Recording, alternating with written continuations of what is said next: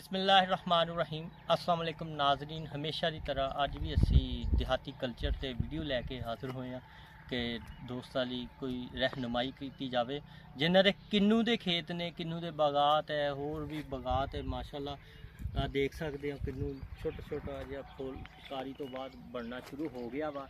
ਇਹਦੀ एहतियातियां तदबीरां भी तुहाडे ਲਈ बहुत ਜ਼ਰੂਰੀ ਆ। क्यों ਜ਼ਰੂਰੀ ਆ कि साड़ी अच्छी पैदावार होवे, किन्नू गिर ना जाए, जिदा केरे गिर जाते इस तरह मजीद ना गिरन।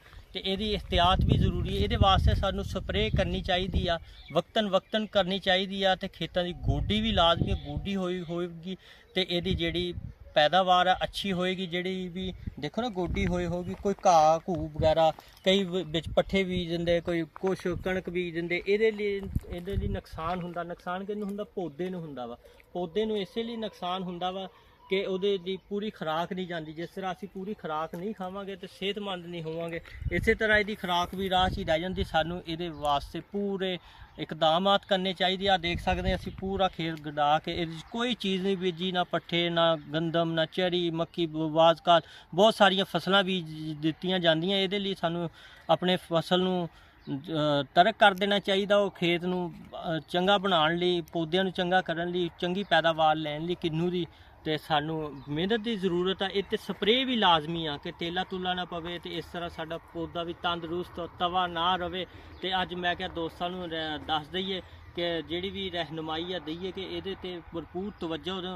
ये भी साडी एक अच्छी खेती है, ये तो असीं अच्छा प्रॉफिट हासिल कर सकते हैं। बहुत सारे नौजवान अपना बागात ठेकेदार नूं सेल कर देंगे। सेल करन तो बाद वो ठेकेदार भी पैसे कमांदा, असीं खुद उस तो ज़्यादा पैसे भी कमा सकते हो। किस तरह कमा सकते हैं अज तुहानूं इस वीडियो दे विच दसदे हैं कि अपना जिहड़ा ये खेत आ किन्नुआं दा बागात आ वगैरह, इनू असीं भरपूर पैसा किस तरह कमावांगे ये अज वीडियो दे विच गौर दे नाल सुणियो।